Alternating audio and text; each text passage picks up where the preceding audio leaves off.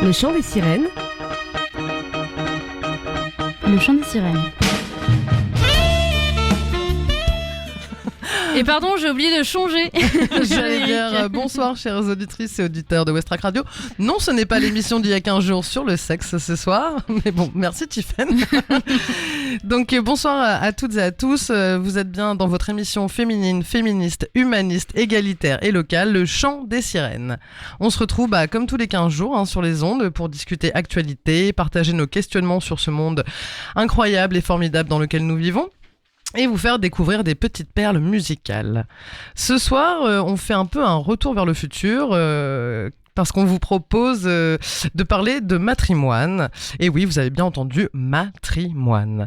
On va revenir du coup sur les journées qui se sont déroulées il y a 15 jours, sur le week-end du 18 et 19 septembre. Donc c'était les journées du matrimoine et du patrimoine, donc vous avez peut-être participé. Et pour en discuter autour de moi ce soir, au micro, notre amphibie Caro. Oh, bonsoir. Coucou. Je suis comme un véhicule, je suis un peu amphibie.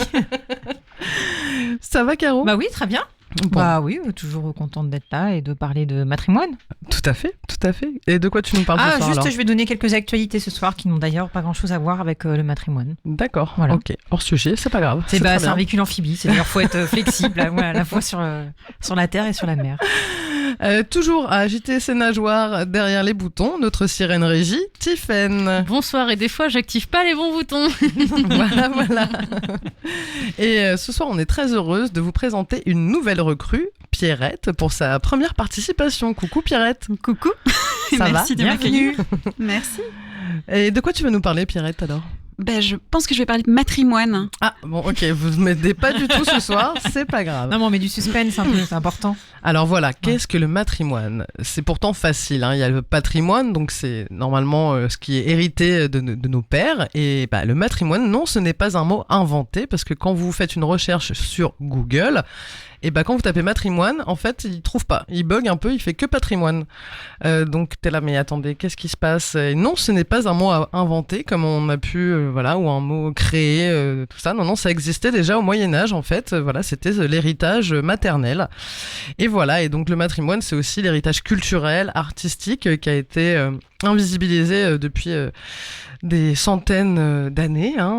Qu'on raconte ici très régulièrement. Voilà, tout à fait, parce que c'est très important pour nous les femmes d'avoir cet héritage du coup culturel et artistique et bien d'autres encore. Ça permet surtout de s'identifier aussi à des femmes qui ont fait des choses et pas de se dire oh là là, il y a que des hommes qui ont marqué l'histoire, etc. Quoi. C'est ça. Dans les livres d'histoire, les compositrices ou autres, n'existent pas du tout. Or, si, il en existe.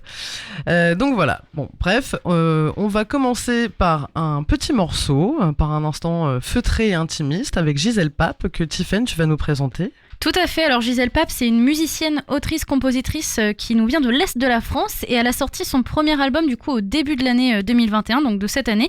Cet album c'est Caillou, il fait suite à son EP Oiseau. Alors c'est très poétique et on va écouter le titre Sirène du coup qui nous parle d'aventure, d'aller de l'avant. Je vous propose de découvrir ça sur le chant des sirènes, Sirène de Gisèle Pape.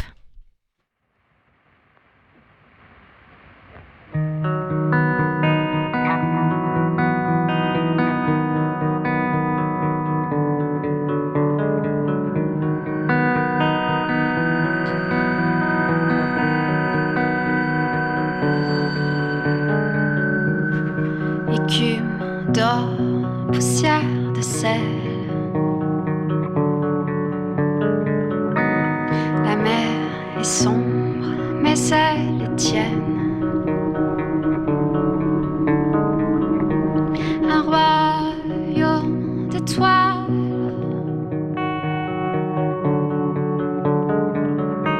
Devenu si pâle pour toi, sirène. Je laisserai les prisons de mer te porter pour devenir humaine.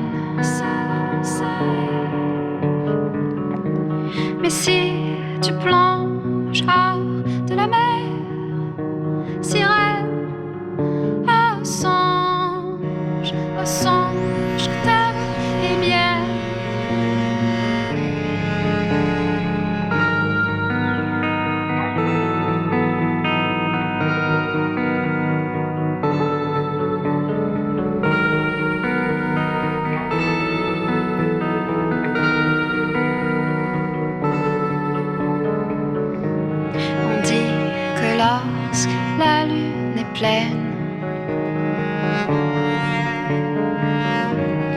soir, la mer en devient si claire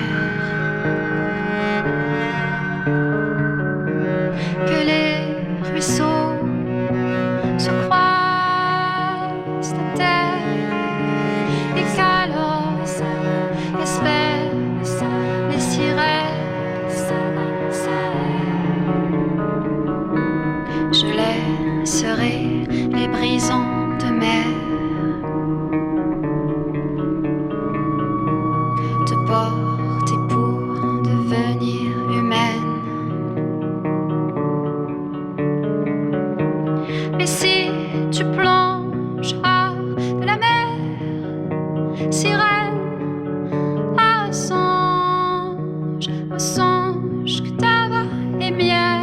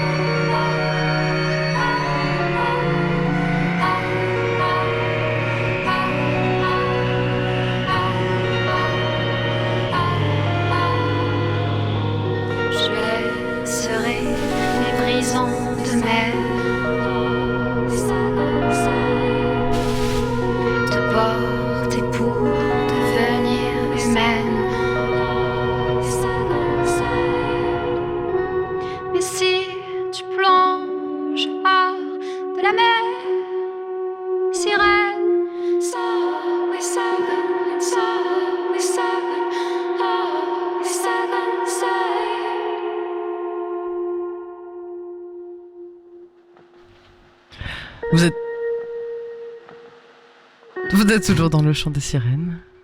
On était en train d'écouter Gisèle Pape avec le morceau de Sirène, qui nous correspond tout à fait. Et on se prépare pour les news.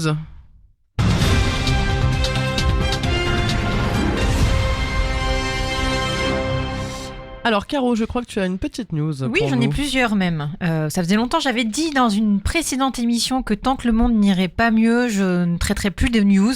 Bon, j'en traite ce soir. Je sais le pas monde ne va pas mieux, si mais le monde va mieux, on va pas mais attendre. je suis moins fâchée. Voilà, j'étais très très fâchée la fois dernière, je ne sais plus pourquoi. Il doit y avoir des news absolument terribles.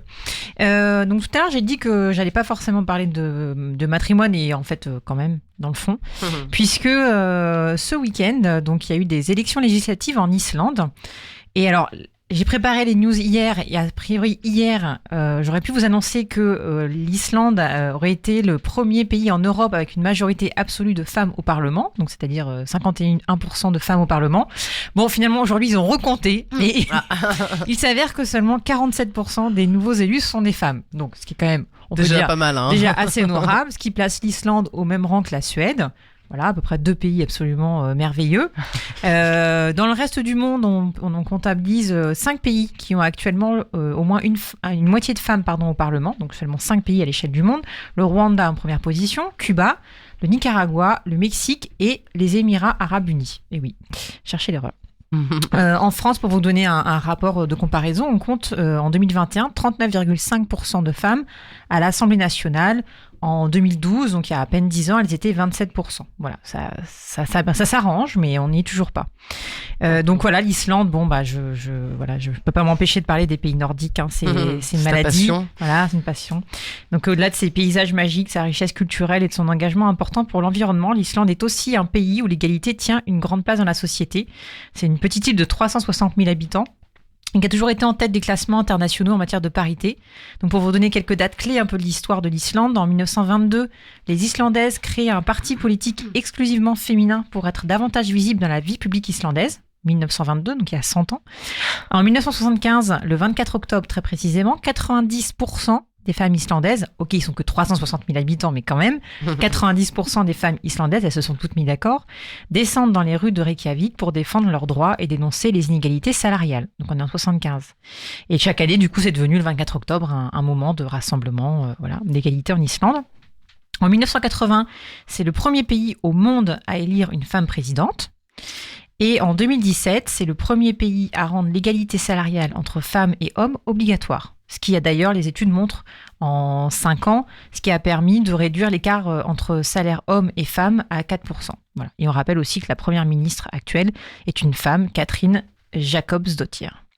Voilà pour l'Islande. Ouais, on devrait en prendre de la graine. Hein. Exactement.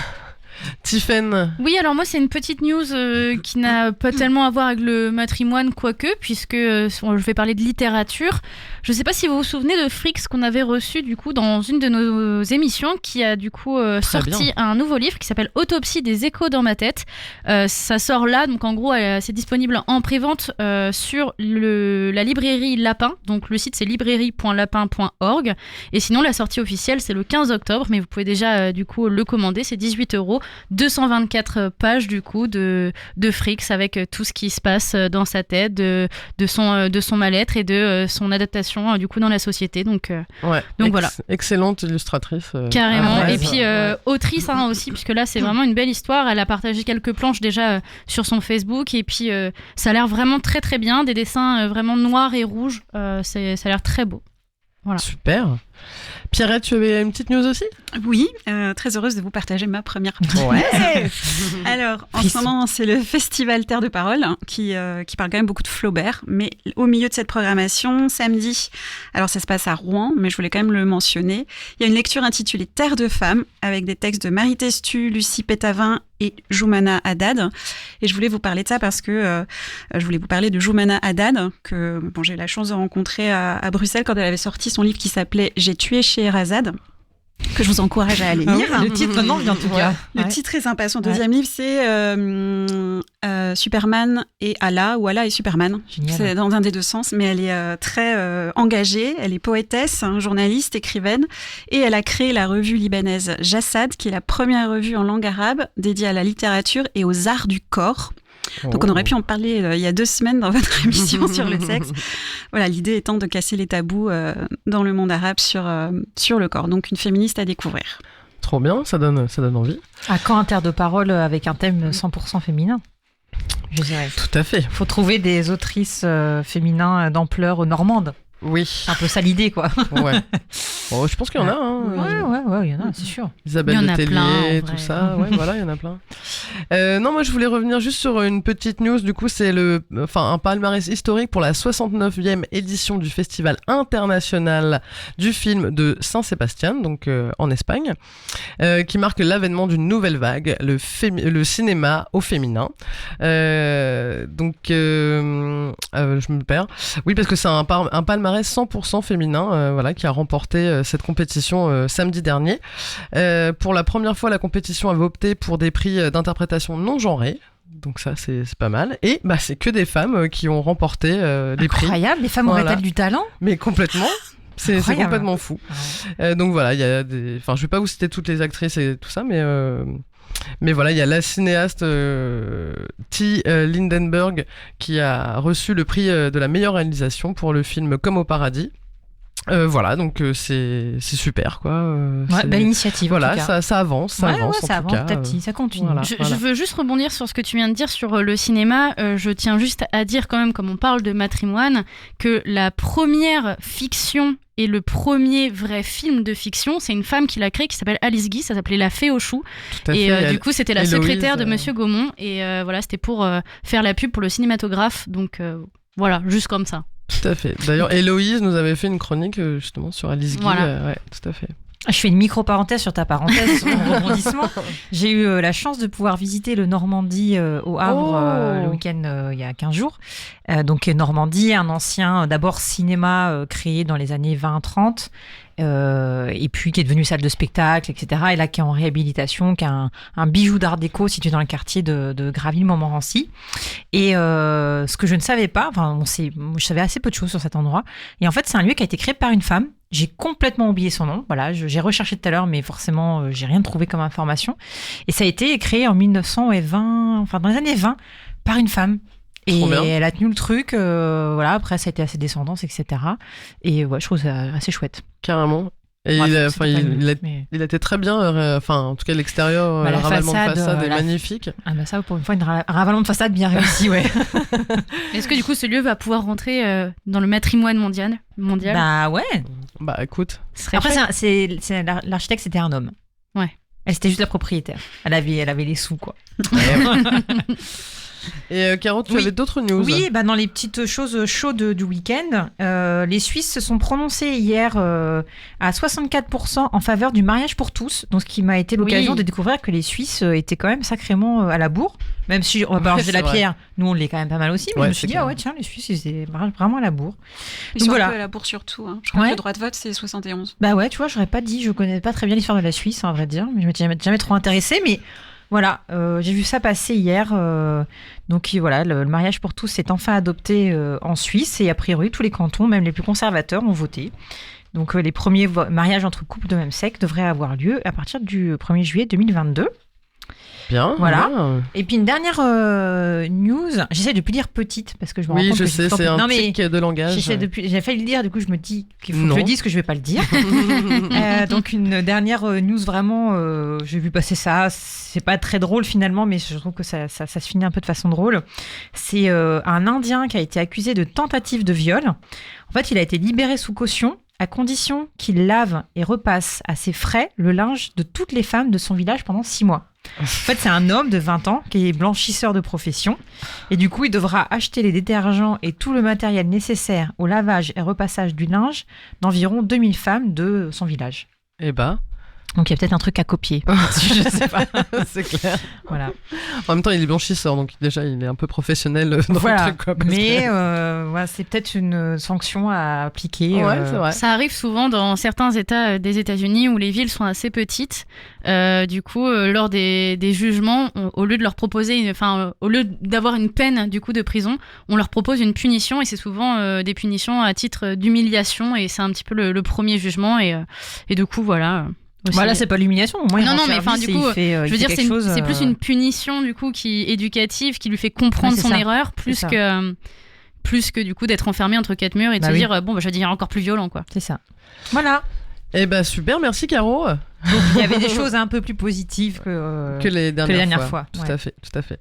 Et ben, on va s'écouter un petit morceau. Hein. Ce soir, je n'ai pas du tout fait la programmation musicale, hein, vu que c'est Pierrette qui nous a proposé aussi ce morceau. Est-ce que tu peux nous en dire quelques mots, Pierrette? Alors, c'est un morceau de Cœur de pirate. Alors, ma pirate, vous verrez bien pourquoi. Dans la suite. Mais voilà, je vais lancer un peu de suspense, mais le lapin, le pirate, les sirènes. Donc, c'est un morceau qui s'appelle T'es belle, de Cœur de pirate. Elle est une pianiste, autrice, compositrice, interprète québécoise. Ce morceau date de 2020, qu'elle a sorti juste après son dernier album. C'est ça. Voilà, je me tourne vers Tiffany, l'experte. Et c'est une chanson de femme qui réclame sa liberté et son autonomie. Et comme les femmes dont on va parler dans un instant, je vais juste citer une phrase. Elle dit « Moi, je sais ce que je veux devenir, c'est sur mes termes que je veux sourire. Classe.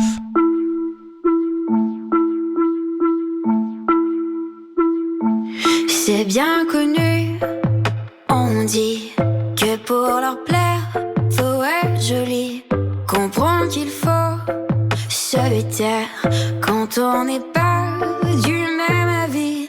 Et j'ai porté quelques jugements sur des bribes, quelques moments pour finalement en comprendre que je ne peux en faire autant. T'es belle, c'est ce qu'on a toujours dit, mais juste quand tu souris, pourquoi c'est toujours un non-dit que pour être aimé, faut être soumise, t'es conne.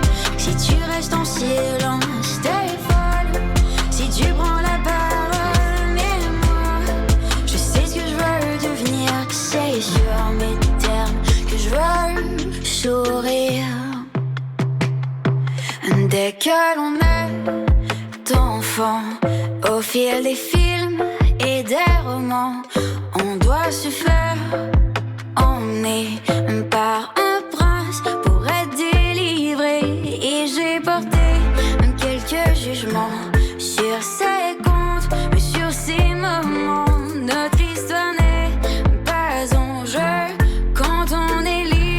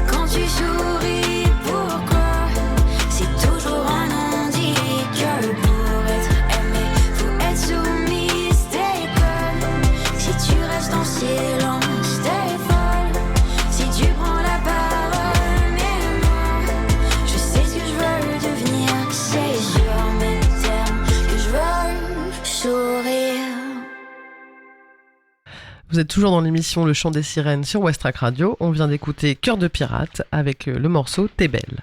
Et on passe à la chronique de Pierrette. Alors Pierrette, dis-nous tout. Alors, la chronique, c'est de vous faire un petit retour sur cette table ronde que j'avais organisée avec Lal aux Poissons il y a 2 semaines dans le cadre des journées du matrimoine. Et la table ronde s'appelait Des femmes et la mer. Des femmes en mer, impossible. Elles sont pas si courageuses. Et puis, faut de la force pour s'occuper d'un bateau, et faut savoir tenir l'alcool. Aussi, les femmes doivent rester à terre pour s'occuper des enfants. Elles peuvent pas s'absenter trop longtemps. Et surtout, une femme à bord, c'est toute la cohésion de l'équipage qui éclate. Séduction, jalousie, bagarre. Non. Une femme sur un bateau, c'est comme le lapin, même quand c'est une librairie. Oups, je veux dire l'animal aux grandes oreilles. Ça porte malheur, c'est interdit. Le bateau, c'est un monde masculin avec ses codes virils. Et ne parlons pas des sirènes, ces créatures malfaisantes qui attirent les équipages pour les couler. Décidément, les femmes ne devraient rien avoir à faire avec la mer.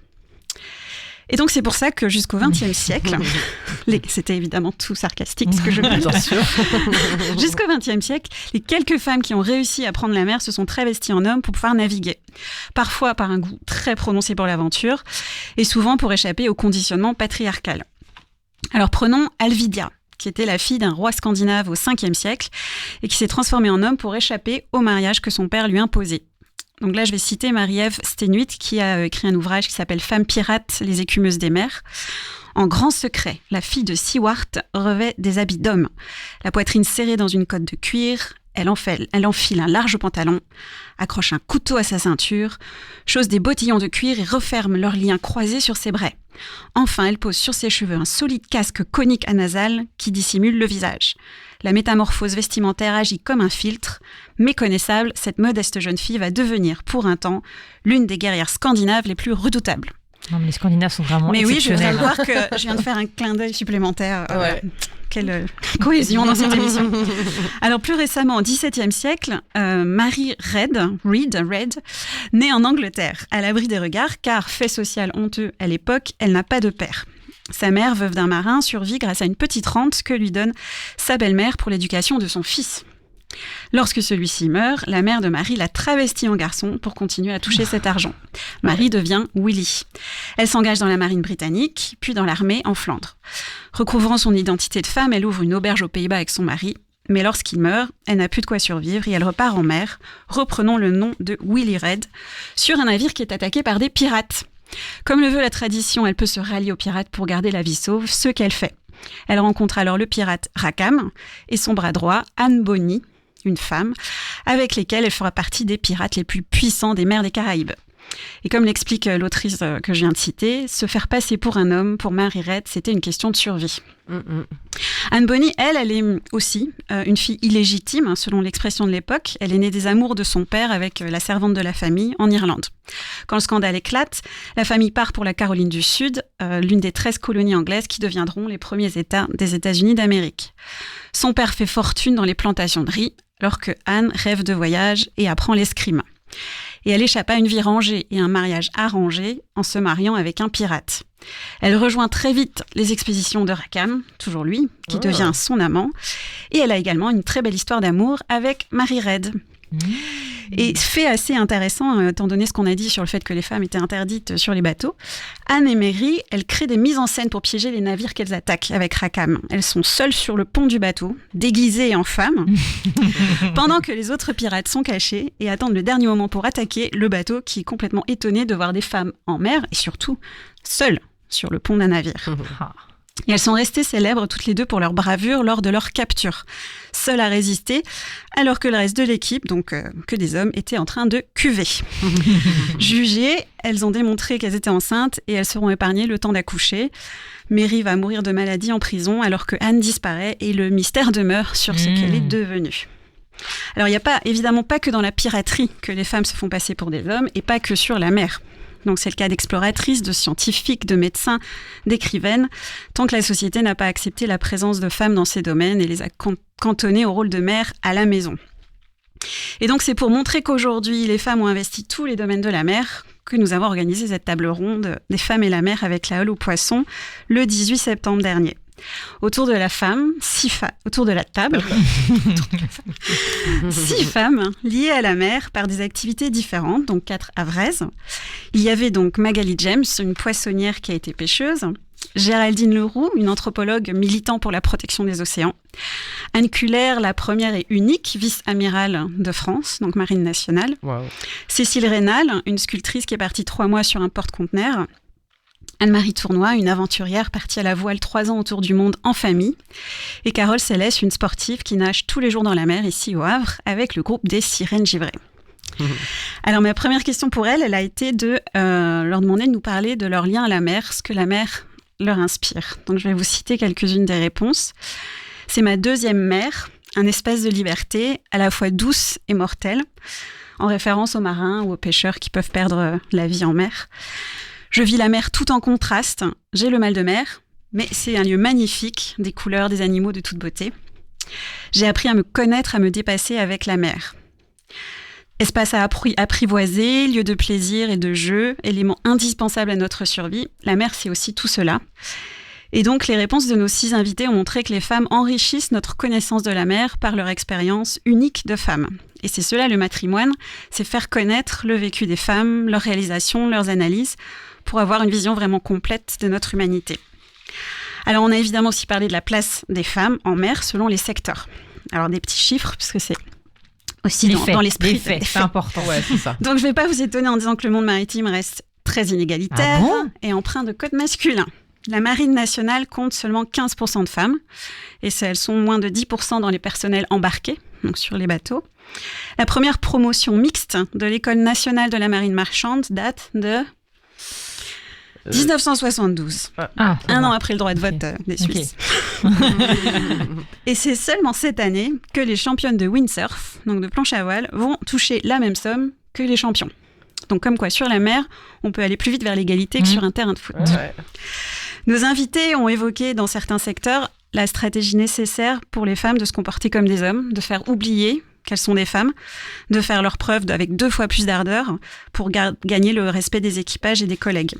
Ouais, ça c'est assez commun à tous les métiers ouais. masculins. Ouais. Ouais. Et alors pour préparer la table ronde, j'avais lu le livre de Marine Baron qui s'appelle Lieutenante, qui relate son vécu pendant plus de 2 ans chez les commandos marins. Donc c'est vrai qu'elle est tombée dans une unité particulièrement bourrine, mais elle démontre, elle explique le quotidien avec l'usure qu'elle a pu vivre en tant que femme dans ce milieu hostile.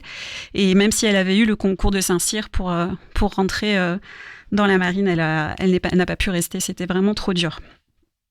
Alors, lors de la table ronde, on n'a pas fait silence sur cette réalité, mais on a aussi parlé des approches uniques aux femmes. Donc, par exemple, leur manière de s'engager en mêlant l'engagement environnemental et l'engagement professionnel. Donc, ça a été le cas de plusieurs des femmes qui ont participé au projet Expédition. Avec 2X. Avec 2X. D'accord. Un équipage 100% féminin autour du monde à la voile pour étudier les océans et sensibiliser à la pollution marine. Et par exemple, certaines des participantes sont modèles, scientifiques, surfeuses. Et comme le fait le féminisme, elles font des ponts entre tous les domaines pour aller vers un monde meilleur.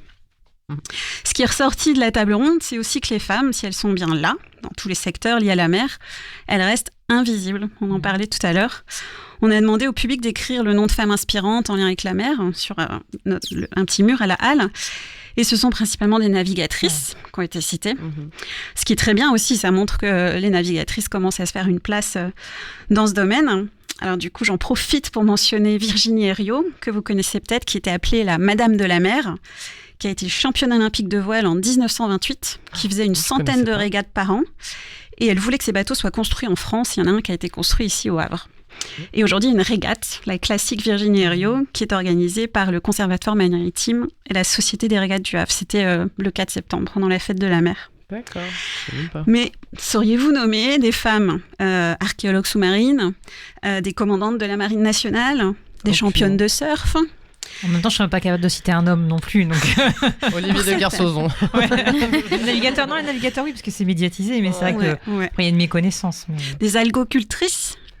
Ah non. Alors Qu'est-ce qu'elles cultivent, les Ouais, c'est ce que j'ai- aquacultrices? Des algues. Des algues.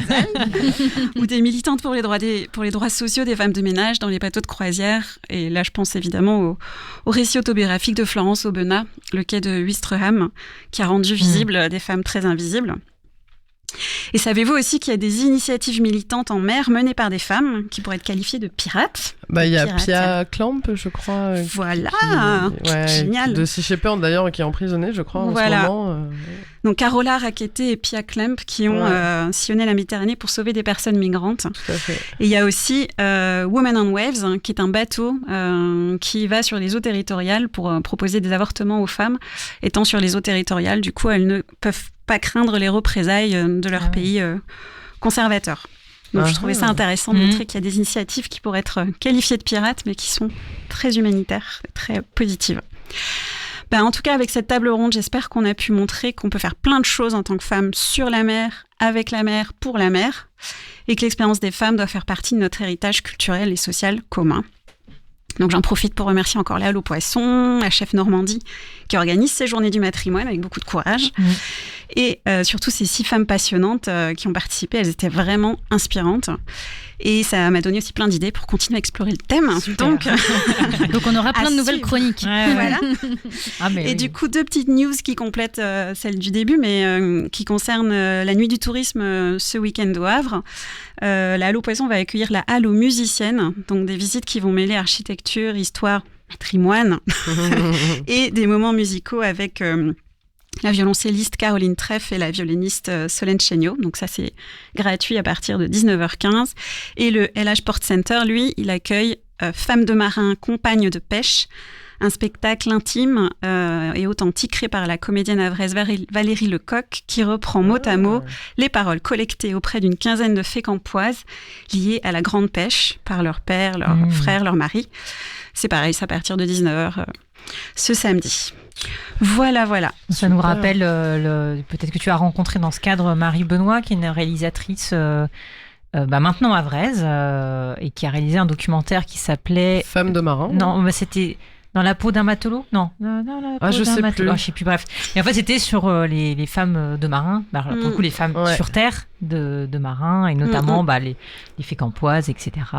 Leur mari, leur père, leur frère qui partaient en mer. C'est un documentaire ultra touchant qui Ouais, il était s'appelle très beau. Dans Femme de la peau d'un matelot. Oh, je sais C'était plus. la chanson, tu sais... Dans la peau d'un... Bon, je vais pas chanter, ça va être vas-y. très gênant, ça va être très gênant. Mais Marie Benoît, qui est une réalisatrice Je note. Ouais, qui s'est installée au Havre, puisque son compagnon est matelot. tout à fait. Voilà. Très beau documentaire. Ouais, super, Pierrette. Ça nous fait encore plus rager de ne pas avoir pu être là ce jour-là. C'est clair. Mais ce n'est que le début. Mais ouais, exactement. Non, mais comme tu dis, c'est vrai qu'il y a beaucoup à creuser. Et puis, comme à chaque sujet qu'on aborde, quel que soit le thème, on fait toujours les mêmes constats, mais c'est important aussi de mettre en avant les initiatives positives, les choses qui sont mises en place, comme tu évoquais tout à l'heure. Et puis là, c'était vraiment chouette d'avoir ce panel, ce diaporama hyper large. Oui, tu avais un bel échantillon de la là, pêche de à la témoignages. marine, à l'artiste. Et donc, maintenant, je fais partie des sirènes. Ouais, bienvenue Pierrette. Non, mais aussi des givrés du Havre qui se baignent. Ah, tu Oui, te baignes tout à fait. Voilà. Oui, mais en ce moment, ça va se baigner, on en reparle au mois de décembre. Il fait quoi. meilleur dedans que dehors. Ouais, c'est ça. Alors, je serais curieuse de savoir, tu disais, tu prenais des témoignages, et une disait, j'ai le mal de mer. Alors, laquelle? Parce que j'espère que c'est pas la commandante de la marine. la marine qui a mal de mer. Parce que... Eh ben si, c'est c'est elle. dingue. C'est elle, ouais. C'est dingue. Moi, j'ai mal de mer, je peux te dire que... Mais aussi, je pourrais pas. Anne-Marie qui a fait le tour du monde en bateau, elle disait que les 3 premiers jours, elle a toujours un peu le mal de mer, mais après, quand elle est face à l'adversité des éléments naturels, t'as pas le choix. voilà. Mais la vice-amirale, en effet, disait Parce que qu'elle c'est avait le mal de physiologique, mer hein, et de toute qu'il façon, faut tu peux rien y absolument faire. pas le montrer. Ouais. À part prendre des petits Voilà. mercalmes, les petits comprimés. Ça marche pas du tout, ça. Prendre une boîte. Après, ce qu'elle a dit, en tout cas, qui est très drôle, c'était que finalement, au moins, le mal de mer, il discrimine pas entre les hommes et les femmes. Exactement. Ouais, ça, Tout le monde peut l'avoir. Et ce que je trouve incroyable aussi, chose que moi j'ai découvert il y a pas longtemps, alors peut-être que vous le saviez déjà, mais quand on n'est pas habitué de la mer et qu'on parle longtemps sur la mer, quand on revient, on tangue toujours. Mal de terre. Et du coup, on se tape un mal de terre Ouais. ou Ou la nuit. C'est Ouais, ça. ça tangue. Ouais, tout à Du fait. coup, on est quand même malade. Voilà. Tout à fait. Eh ben merci Pierrette en tout cas, Ouais, merci les bienvenue filles, parmi nous. ouais, Merci. carrément. On va finir l'émission avec une demi-émission qu'on a enregistrée cet été dans le cadre. C'est pas si petit, c'était un très bon atelier, c'était très complet, c'était très très chouette. Tout à fait, voilà, un atelier qu'on a fait cet été avec 2 jeunes sirènes. La relève est là. Voilà, complètement. Donc on vous laisse avec elles et on se dit à dans 15 jours pour un nouveau thème dont j'ai oublié. Ce sera la surprise. Voilà. Cela sera la surprise du chef. Et bah bonne soirée tout le monde. Bonne soirée. Bonne soirée. Bisous, bisous. Bonne semaine. Bisous. Le chant des sirènes. Le chant des sirènes. On voulait vous faire un petit compte-rendu en fait de notre été parce que les sirènes n'ont pas chômé. Et oui, le féminisme ne s'arrête pas pendant les vacances. On a répondu à un appel à projet en fait de la ville qu'a lancé la ville du Havre au printemps dernier et qui proposait aux associations et aux structures culturelles, sportives de proposer durant l'été des animations ou des stages à destination des jeunes Havrais Havraises de 3 à 18 ans. Bon, 3 ans c'était un peu petit pour nous, mais vous pensez bien qu'on a sauté sur l'occasion pour proposer donc à la ville un stage radiophonique. On a proposé à des jeunes filles entre 14 et 18 ans un atelier sur 4 jours, 3 heures par après-midi, soit 12 heures en tout, afin de découvrir les différents métiers qui se cachent derrière les micros. La technique de la radio, mais aussi comment construire une émission, mener une interview, etc., etc. Le but étant de créer du contenu, de faire des chroniques, des portraits, etc., pour justement le diffuser dans une de nos émissions et plus particulièrement sur les week-ends du matrimoine. Pour ce faire, donc on a quand même été sélectionné par la ville qui nous a dit très bien, Et allez-y. ça c'est pas mal. Hein. Donc on était très contente. Et du coup, le thème était tout choisi. Hein. On a proposé comme base de réflexion le matrimoine. Et on a demandé à Floriane, qui est une ancienne service civique de la radio Westrack, de mener cet atelier avec nous aussi, les sirènes. En fil conducteur. Tiffaine aussi, merci pour ta participation aussi à la technique pour expliquer un peu aux filles tout ça. Et du coup, Floriane est avec moi là ce soir et elle va nous expliquer un peu comment t'as fait pour expliquer aux filles le matrimoine, comment tu es pris. Bonjour. Alors en fait déjà je leur ai expliqué que le matrimoine c'est un terme qui existait avant. On a souvent l'idée que c'est des féministes enragées qui ont créé un terme pour combler un vide. En fait, pas du tout. Hein. C'est un terme qui existait au Moyen-Âge. En fait, quand les gens déclaraient ce qu'ils avaient, ils déclaraient ce qui leur venait de leur père, donc le patrimoine, et ce qui leur venait de leur mère, le matrimoine. Donc ça existait. Et ça, bien en fait, avant, était bien avant, au Moyen-Âge. Et ça a été ensuite... En oublié. quelque sorte, oublié, avalé par le patrimoine, Effacé. parce que j'imagine que c'était plus important, ou alors que les femmes avaient peut-être plus de biens, en fait, que tout était rattaché au père. Mais donc, le matrimoine, maintenant, c'est quelque chose dont on parle, parce que tout le monde connaît le patrimoine, mais donc le patrimoine, ça met vraiment l'accent sur ce qui vient du père, donc des hommes. Et en effet, en fait, si on regarde, le patrimoine, c'est donc un héritage qui, là, n'est pas matériel, c'est un héritage culturel commun. Donc, à quoi est-ce qu'on attribue de la valeur dans ce que font les humains ? Qu'est-ce qui mérite d'être mis en valeur et d'être transmis donc lors de ces journées du patrimoine ? Et en fait, bien souvent, c'est fait par des hommes qui mettent en valeur d'autres hommes et on a l'impression que les femmes ne font rien. Alors qu'en fait, non, elles font des choses. C'est juste qu'on les met pas en valeur, justement. Donc en fait, voilà, ce que je voulais leur montrer, c'est qu'en fait, le patrimoine, c'est un choix et que du coup, venir nous... revendiquer un matrimoine et le mettre en valeur là, c'est aussi une action qui a vraiment du sens parce que ça permet de mettre en valeur ce qu'ont fait les femmes, ce que font les femmes, mais qui, en fait, personne ne le fera à notre place si on ne le fait pas. Oui, parce qu'elles ont été aussi invisibilisées longtemps, que ce soit à l'Académie française ou autre. En fait, il y a plein de femmes qui ont eu des carrières, qui ont révolutionné la médecine, les mathématiques et autres, ou l'art. Et du coup, elles ont un peu disparu ou été étouffées des fois même par leurs conjoints ou collègues masculins. Donc là, c'est leur rendre un peu hommage aussi. Et, C'est ça. Merci Floriane. Donc voilà, on a accueilli 2 jeunes Havraises, donc qui ont été encadrées par cette équipe de chic et de choc. Du coup, salut les filles, je vous présente du coup Gabi et Marine qui sont avec nous. Bonjour. Bonjour. Alors on va commencer peut-être par toi Gabi, est-ce que tu peux te présenter un petit peu, pourquoi t'as eu envie de t'inscrire à cet atelier ? Je m'appelle Gabrielle, j'ai 14 ans et je suis au collège Raoul Dufy. Ouais. Et On a vu donc l'activité dans le programme de la ville du Havre et des activités de l'été du coup. Tout à fait.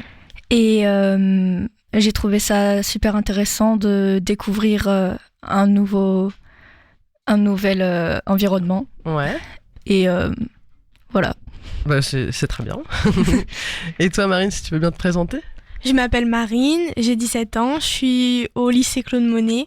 Donc moi, j'ai découvert l'activité dans le magazine de la ville du Havre et ça m'a donné envie de le faire puisque plus tard, j'ai envie d'être journaliste. Bah voilà, c'est parfait. Et elle débute sur Westrack Radio et ça c'est plutôt cool. Tout à fait. Donc voilà, la relève est là, les jeunes sirènes sont dans la place. Donc durant toute cette semaine encadrée par Floriane et Tiffaine et certaines sirènes, voilà, elles ont travaillé d'arrache-pied, elles ont bien fait leur devoir les filles. Et du coup, on va commencer par écouter Gabi, je crois que tu nous as fait un portrait. Est-ce que tu peux nous en dire un peu plus avant d'écouter Je vais vous parler d'une femme metteuse en scène et scénariste, Ariane Nouchkine. Super, eh bien on t'écoute, Gabi. Donc en ces journées du matrimoine, je vais vous faire découvrir Ariane Nouchkine. En plus d'être metteuse en scène et scénariste, elle est également la cofondatrice du Théâtre du Soleil, localisé à Paris. C'est une femme talentueuse dont j'ai pu admirer plus jeune le travail au travers d'une de ses pièces de théâtre, Une chambre en Inde. Si peu d'entre vous connaissent Ariane Nouchkine, elle a aujourd'hui derrière elle une carrière de près de 60 ans dans le monde du théâtre. Si son nom ne vous dit rien, c'est qu'elle ne travaille pas devant la caméra. Ariane, elle, se distingue pour ses mises en scène et ses scénarios. D'origine russe avec une mère anglaise, Ariane, qui a maintenant 82 ans, est née en banlieue parisienne. Si le théâtre est une vocation pour elle, son grand-père maternel était un comédien britannique. La vocation d'Ariane naît en 1958, à l'issue d'une répétition de Shakespeare, le Coriolan. Elle est alors âgée de 17 ans et ce jour, elle sait que sa vie, ce sera le théâtre. Voici un extrait d'une interview de Télérama, sortie sur YouTube le 13 décembre 2018. Un jour, en sortant d'une répétition de Coriolan, je me suis dit, voilà, je vais faire ça je vais faire ça. Je ne savais pas si j'allais jouer ou faire des décors ou des accessoires. On compte notamment dans ses inspirations la mise en scène de Giorgio Strehler des Géants de la montagne, qu'Ariane, impressionnée, est allée voir 7 fois. Après s'être inscrite en première année de psychologie, elle créera l'Association théâtrale des étudiants de Paris, l'ATEP, après qu'on l'ait redirigée vers le cours de couture. En effet, le cours de théâtre de l'université n'accueillait que les hommes. Et oui. Elle formera ensuite avec des amis le Théâtre du Soleil en 1964. Le Théâtre du Soleil a des règles simples, toujours respectées aujourd'hui. Le même salaire pour tous les membres de la troupe, les grandes décisions prises ensemble. Ariane n'impose pas de personnage aux comédiens, c'est un travail collectif.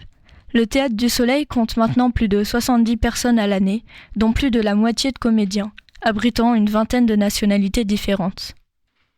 On peut difficilement parler d'Ariane Nouchkine sans parler de son attrait pour le théâtre asiatique. Des formes théâtrales japonaises ou indiennes l'ont extrêmement aidée lors de blocages durant la création de certaines pièces. Après plusieurs pièces récompensées par des Molières, notamment Une chambre en Inde, et d'autres prix prestigieux, Ariane Nouchkine s'est essayée au cinéma. Après les captations de plusieurs pièces, elle réalise en 1978 un film sur la vie de Molière, qui sera récompensé par 2 Césars. Je finis maintenant ce portrait d'Ariane Nouchkine en disant que si jamais vous passez par là, Ariane, je cherche un stage de 3e, donc je suis open, voilà. Super, merci Gabrielle, c'était trop bien. Moi j'en avais entendu parler, mais je connaissais pas son histoire, donc merci beaucoup pour la découverte.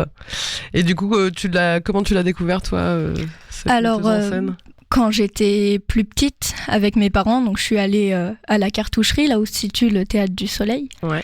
Et on est allé voir donc Une chambre en Inde. Ok, oui. Et Ariane Nouchkine, en fait, elle est très accessible quand tu vas voir là-bas. Donc elle déchire les tickets à l'entrée, etc. Et donc en rentrant, moi j'étais petite, je savais pas du tout qui c'était. Je savais juste que mes parents m'ont demandé de prendre une photo avec elle. D'accord. Donc voilà. Ouais, chouette. Et toi, Marine, tu connaissais un petit peu Ariane Non, Huffington? je la connaissais pas du tout avant que Gabi, elle en parle. Bon, bah voilà, on découvre plein de choses. C'est super. Merci les filles. Et pour le côté matrimoine, du coup, puisque ce que disait Floriane, c'est aussi des choses qui vont se transmettre de génération en génération. Aujourd'hui, est-ce que tu peux dire que tu as aussi un attrait pour le théâtre et que c'est aussi pour ça que tu as voulu en parler ? J'ai un attrait très très fort pour le théâtre, j'adore ça. Voilà, Donc, oui, le matrimoine. Ariane, merci. Non, puis voilà, c'est assez. J'imagine à l'époque ces femmes qui sont persuadées de vouloir faire ont une passion, qui veulent en faire leur métier. Et comme tu dis, non, les cours de théâtre n'étaient pas accessibles aux femmes. Ouais. Non, c'est super comme état d'esprit en tout cas. Mais c'est vrai que c'était intéressant aussi dans ce portrait de voir une femme qui est derrière la caméra et qui est pas, parce que souvent les femmes sont cantonnées au rôle d'actrice, parce que aussi elles sont considérées comme des objets purement esthétiques en fait. Et là c'est intéressant, une femme qui a vraiment une carrière super remplie de scénariste et de metteuse en scène, donc merci pour la découverte. Pas de quoi. Voilà, elles ont bien travaillé, les petites là. Et du coup on va s'écouter un petit morceau et du coup une sélection des filles aussi, donc je crois que c'est Gabrielle qui a choisi ce morceau. Est-ce que tu peux nous en dire 2 mots?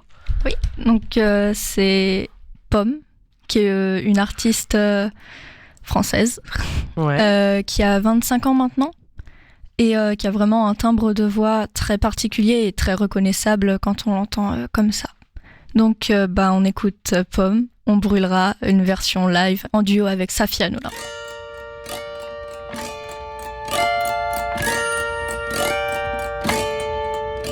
On brûlera toutes les deux en enfer, mon ange. J'ai prévu nos adieux à la terre, mon ange. Et je veux partir avec toi. Et je veux mourir dans tes bras.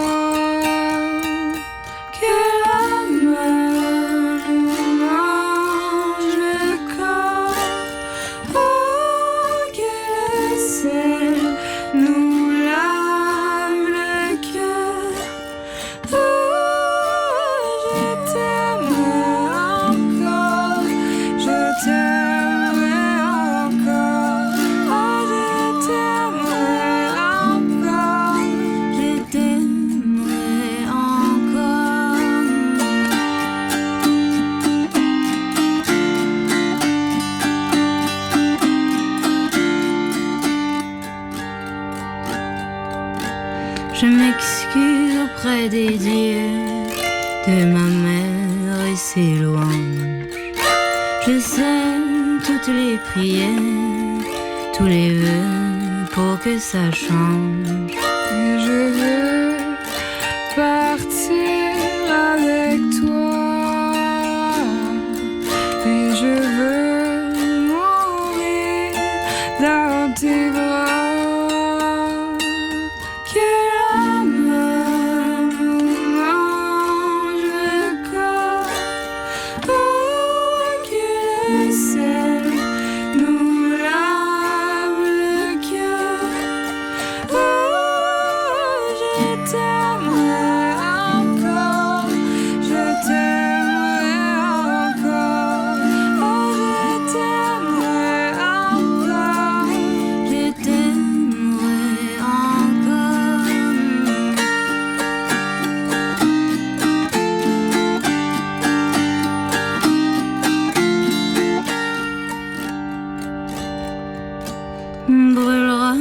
Toutes les deux en enfer, mon ange.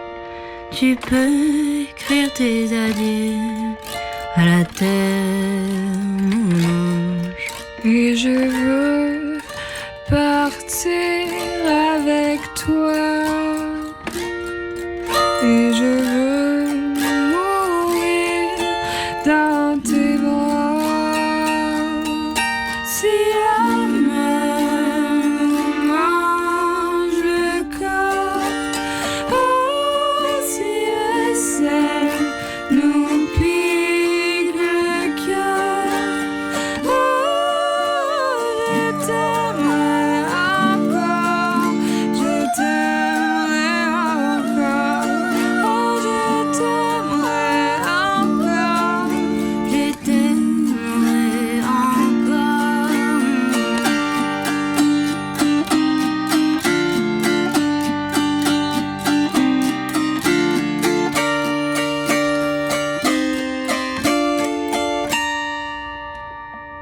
vous êtes toujours sur Westrack Radio. On vient d'écouter un morceau sélectionné par Gabi.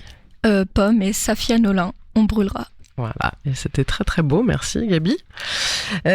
Du coup, pour continuer l'interrogation des filles sur leur semaine d'atelier, on va passer à Marine. Donc Marine, je crois que toi, tu as choisi de faire une interview. Oui, c'est ça, j'ai interviewé Clara Valinduc, Ouais. qui est une championne de France et championne d'Europe d'aviron. Yes, et elle est havraise. Oui, elle est havraise. Super. Eh ben, on écoute. Bonjour, je suis Marine de Westrack. Dans le cadre du week-end du matrimoine, j'ai choisi de m'intéresser à une sportive de haut niveau, Clara Valinduc, 9 fois championne de France et 1 fois championne d'Europe en aviron. Bonjour Clara. Bonjour. Alors, peux-tu nous dire depuis quand fais-tu de l'aviron ?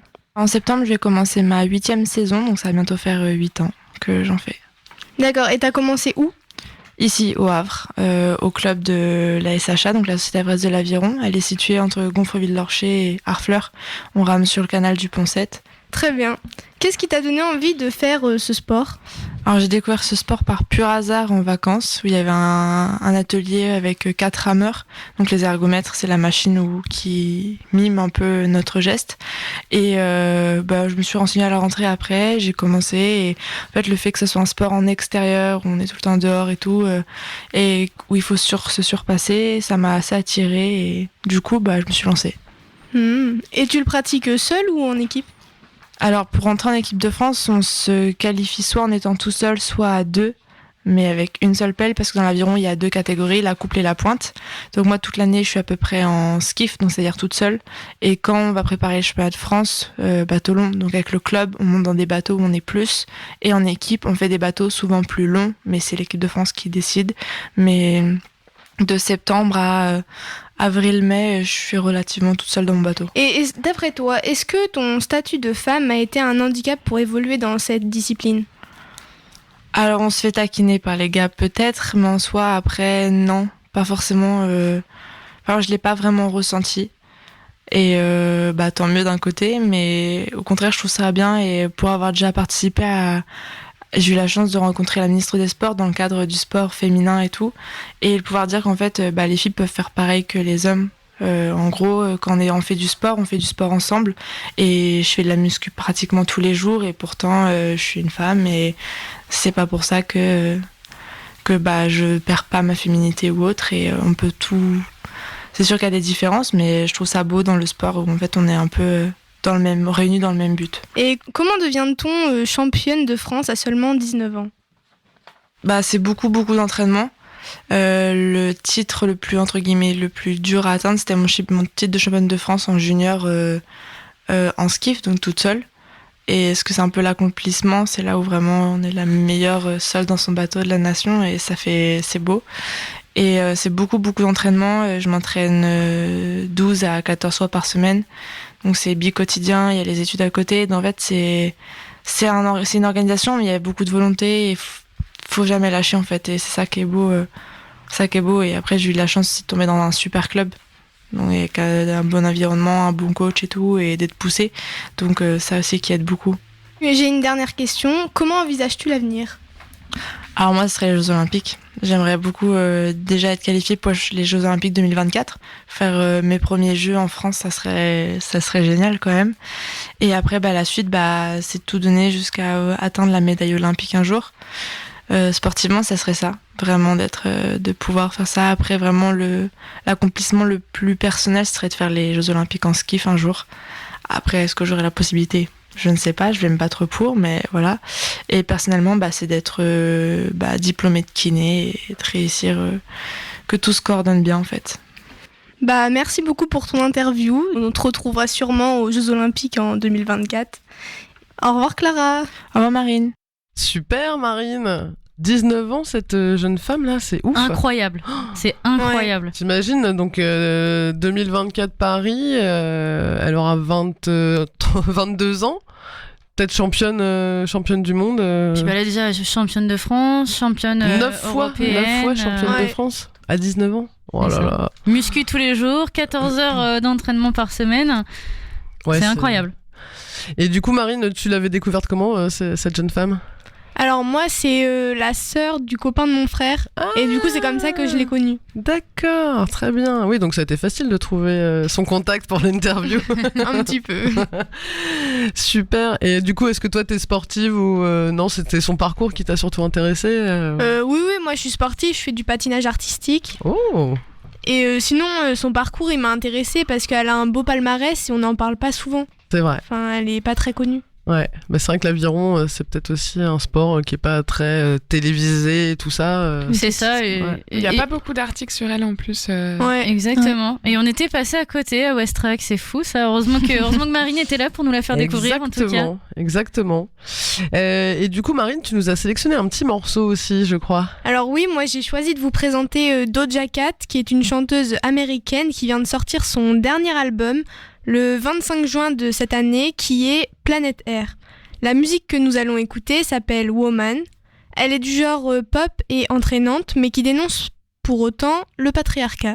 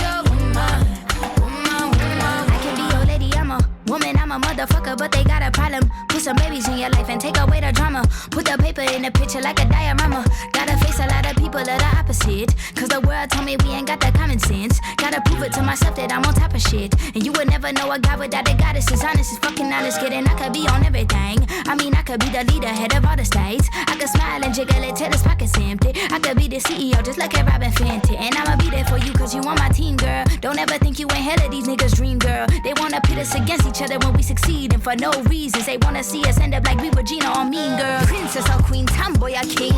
You've heard a lot you've never seen. Mother Earth, Mother Mary, rise to the top. Divine feminine, I'm feminine. Woman, let me be a woman. Woman, woman, woman. I can be a woman. Woman, woman, woman. Let me be a woman. Woman, woman, woman. I can be a woman. Woman, woman, woman.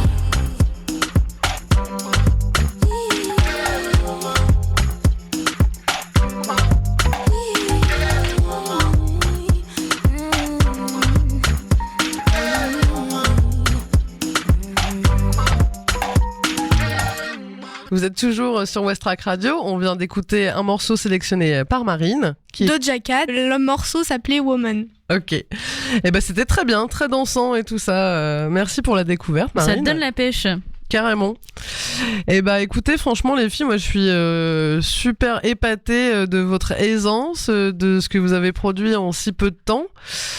Floriane, chapeau aussi pour l'encadrement des filles et tout quoi. Franchement je suis épatée et je suis hyper fière quoi d'avoir voilà lancé ce projet avec Caro aussi et les filles du Chant des Sirènes.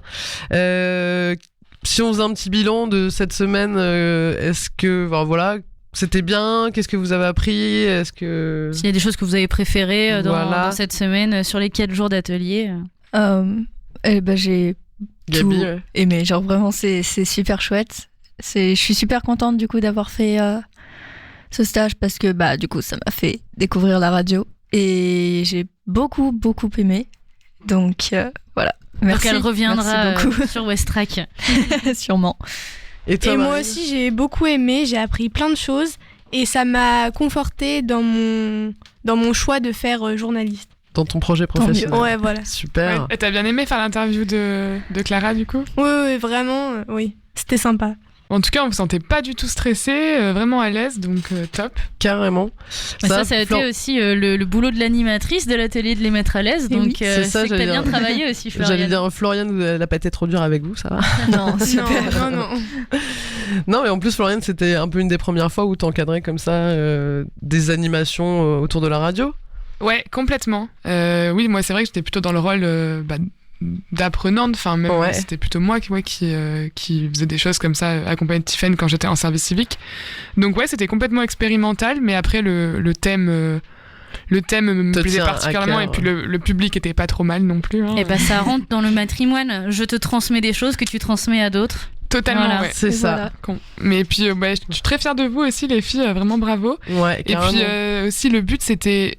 Nous, c'est vrai qu'on avait une vision du matrimoine où on se tournait pas forcément vers le passé. Le but, c'était vraiment de partir de votre culture à vous, puisque votre culture à vous a tout autant de valeur que celle de n'importe qui. Et en fait, c'est totalement ce qu'elles ont fait en partant vers des choses qui les intéressaient elles. Donc, mission accomplie pour moi. Avec brio, en tout cas.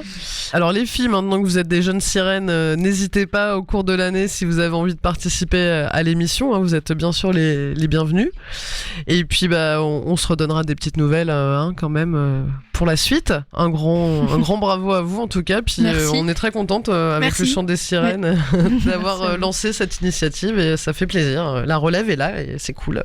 Et on va écouter un dernier morceau que tu nous as sélectionné, Gabi. Oui. Donc Girl in Red, qui est une artiste norvégienne de 22 ans et qui est une icône lesbienne dans la communauté LGBT+. Donc c'est bien parce que on gagne en visibilité. Yes.